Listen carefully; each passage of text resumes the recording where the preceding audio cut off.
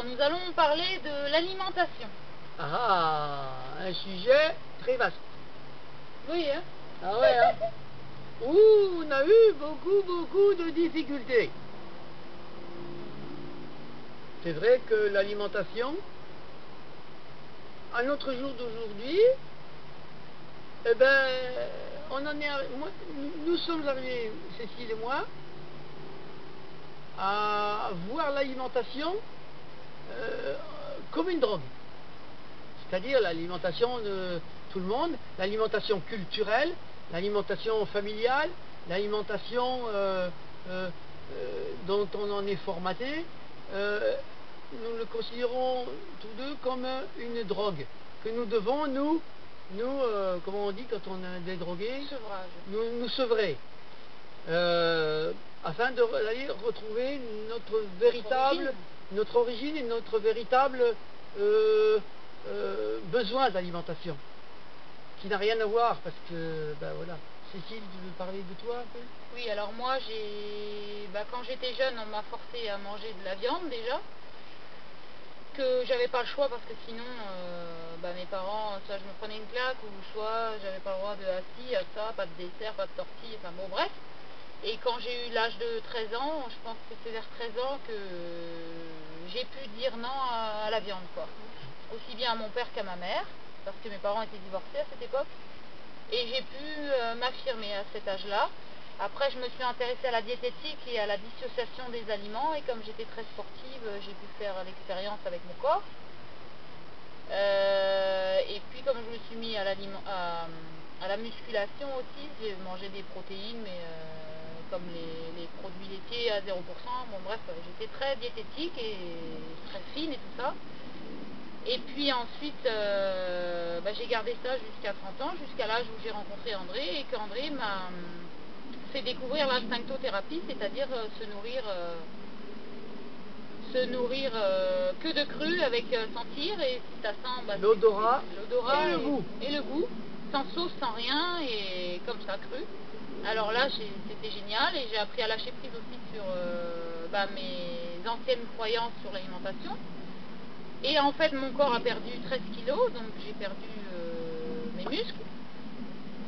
J'ai lâché prise sur l'apparence physique, et puis donc je suis allée vers l'instincto. Ça m'a plu parce que le cru, depuis toute petite, j'aimais croquer, que ce soit les haricots verts, les carottes ou les tomates.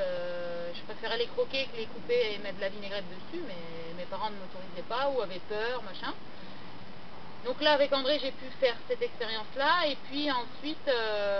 Et pendant qu'elle faisait l'expérience-là, comme avant elle était dans la diététique, elle avait une balance. Et qu'est-ce qu'elle faisait? Elle se pesait pour voir si elle perdait pas trop de poids ou si elle en perdait.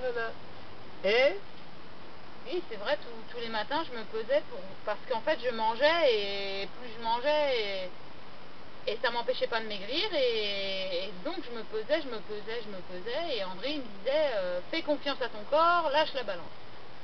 Fais confiance à ton corps, lâche la balance. Et en fait, je me levais la nuit pour faire pipi à 4 h du matin, et j'essayais de me peser en cachette, mais André il entendait bien tous les bruits, et il disait fais confiance à ton corps et lâche la balance. Donc un jour, j'en ai eu ras-le-bol, et j'ai lâché la balance, comme ça, j'ai fait confiance à mon corps, et c'est vrai que même s'il maigrissait, mon corps, je sentais que j'avais plein d'énergie, que je tenais debout, que je me sentais mieux dans ma tête, j'étais plus calme dans mon esprit, enfin c'était génial, et c'était pas pour ça que j'arrivais pas à faire des pompes et tout ça, enfin j'avais plein d'énergie. Et puis ensuite, après cette expérience-là, d'avoir lâché l'apparence physique et lâché toutes les textures alimentaires que je connaissais, j'ai aussi rencontré une personne et un livre qui parlait du jeûne et d'apprendre à jeûner. Alors là, j'ai fait face à ma peur de mourir de faim. Et André, il a rigolé, il a dit mais on meurt pas de faim, et donc il m'a encouragé à aller faire mon jeûne. Parce que c'est une peur. Voilà, la peur. Et que si j'ai peur de mourir de faim parce que je mange pas, je mourrai de faim. Si je fais une grève de la faim parce que je suis en colère contre quelque chose, je vais mourir de faim. Par contre, si j'arrête de manger et que j'ai confiance en mes cellules et en mon corps, je ne mourrai pas de faim. Parce que je vais au-delà de ma peur. C'est différent. Voilà. Donc voilà, j'ai fait mon expérience de jeûne pendant une semaine au bord de l'eau. Donc j'avais pas de balance et pas de miroir et c'était très bien. Et d'ailleurs je n'ai pas eu de miroir pendant 2-3 mois. Puisque à cette époque-là on n'avait plus de maison et tout était dans des cartons.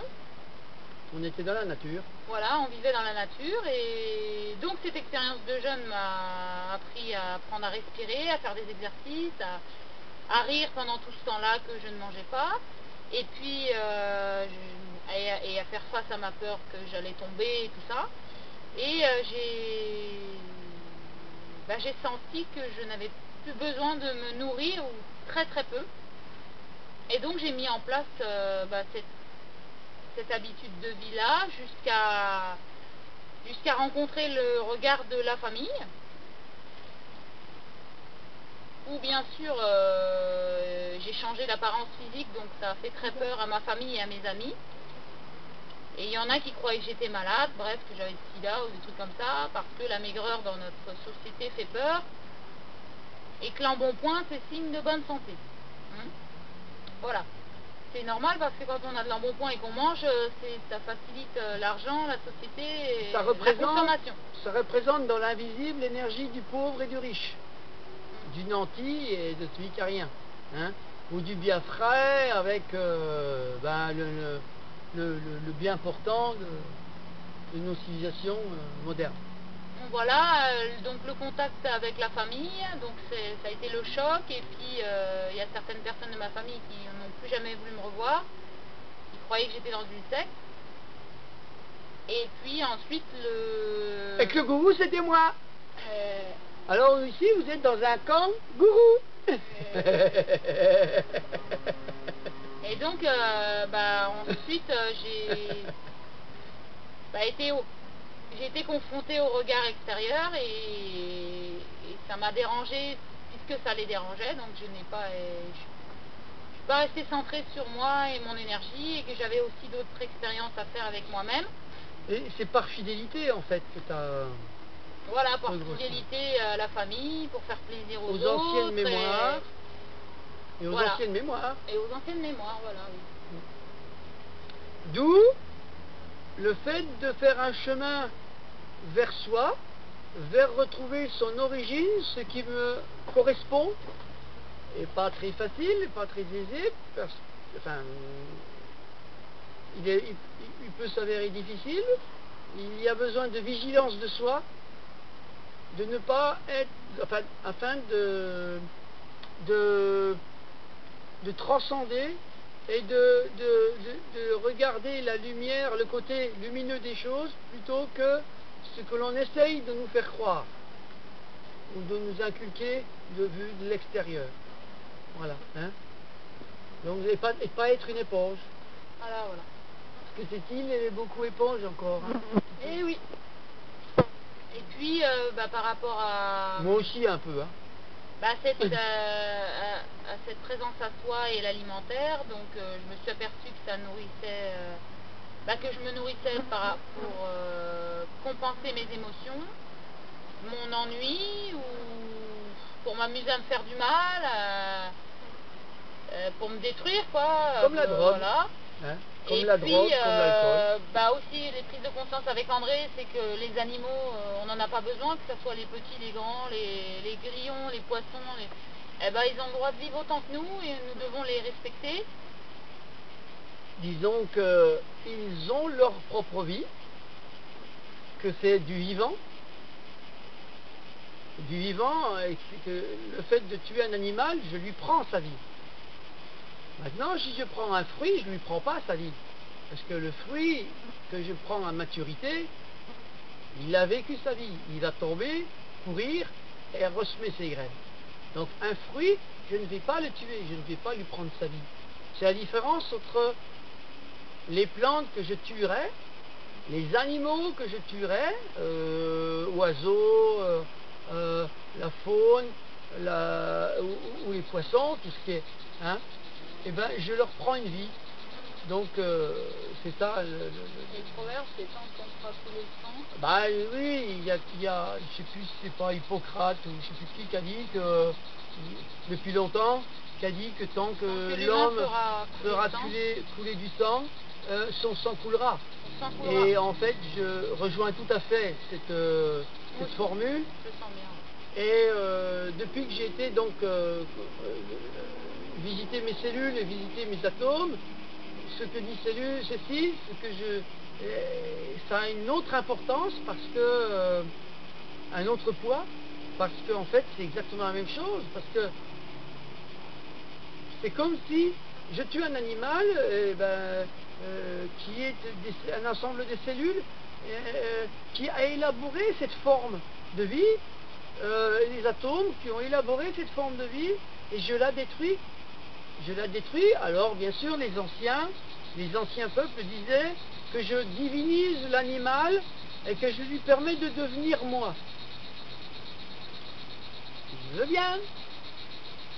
Sauf que les peuples anciens ont tous subi la prédation. Ils ont subi la prédation du peuple dit moderne, plus fort. Pourquoi? Parce qu'ils étaient eux-mêmes prédateurs d'animaux sauvages. Eux-mêmes étaient sauvages, ils faisaient partie du monde animal, on fait partie du monde animal, avec une intelligence qui nous permet de sortir de ce monde animal. En même temps, nous devons toujours respecter le monde d'où nous venons. Hein? Donc ça c'est important au niveau de l'animal et au niveau de la nourriture. Oui, vas-y, continue. Oui. Et donc, je remercie André de toutes les expériences que j'ai découvertes avec lui. Et aussi de ce qu'on a discuté, c'est qu'aujourd'hui, notre vision n'est pas d'aller chercher notre alimentation dans les magasins ou d'avoir un jardin sur lequel on doit planter des graines, labourer la terre ou arroser. On est dans une énergie où dans le voyage nous pouvons cueillir toute l'année, que ce soit des plantes ou des fruits, et que la nature nous nourrit en abondance toute l'année. On a trouvé, nous avons fait des ateliers un peu dans toute la France, et en plein hiver, que ce soit à Paris ou dans les Vosges en Alsace sous la neige, on a bien trouvé des orties, du plantain, enfin plein de choses, et nous sommes dans la vie, dans la nature, et pour moi dans les magasins c'est la survie, et ce sont des extraterrestres, et nous sommes des terrestres extra. Hein? Raconte-moi par exemple les champignons. Ah oui, c'est quand on était dans l'eau, dès que je rêvais déjà je n'avais jamais goûté de champignons sauvages, et j'avais le besoin de... On était en train de cueillir des pommes et des poires. Non. Qui caramélisaient au soleil, non? Oui, d'accord. Donc on était dans l'eau et on devait cueillir des figues. On se promenait. Non, et j'ai parlé de l'idée de qu'est-ce que j'aimerais bien. Ton besoin de manger des champignons sauvages, voilà. Parce que tu avais mangé que des champignons de Paris. C'est normal, voilà. Elle est parisienne. Et donc? Et le lendemain, on va pour cueillir des poires et des pommes. Non, on repartait. Oui. Nous retournions vers ici. Hein? Oui. Et en retournant vers ici, je me suis arrêté à un endroit où, parce que j'avais vu qu'il y avait un poirier. C'était plus la saison des poires, mais je vais quand même m'arrêter au cas où il resterait des poires séchées par terre, parce que nous ramassons les fruits séchés par terre aussi. Et donc voilà, j'avais pas compris encore pourquoi. Et en fait, parce que c'était plus du tout la saison, vraiment je croyais au Père Noël en croyant que j'allais trouver encore des poires par terre. En fait, mon impulsion n'était pas celle-là, parce que quand je suis sorti de la voiture, que j'étais pour aller vers le poirier, et ben le pré était blanc de champignons. Et oui, et là j'ai pleuré. Donc j'ai été chercher Cécile, j'ai dit Cécile, ton vœu est exaucé. Ah ouais, là c'était super. Donc la nature répond à nos besoins et à nos demandes. Ouais. Demande et tu recevras. Elle nous l'a prouvé maintes et maintes fois. Et depuis, elle nous a jamais fait défaut. Ah oui, on est dans l'abondance, hein, on n'est pas près de... Donc c'est là que j'ai compris que plus nous nous ouvrons à la nature, plus la nature s'ouvrira à nous. Oui. Nous devons, nous, faire l'effort de nous ouvrir à la nature. Merci. C'est à nous de le faire puisque c'est nous qui nous sommes fermés à la nature. Voilà.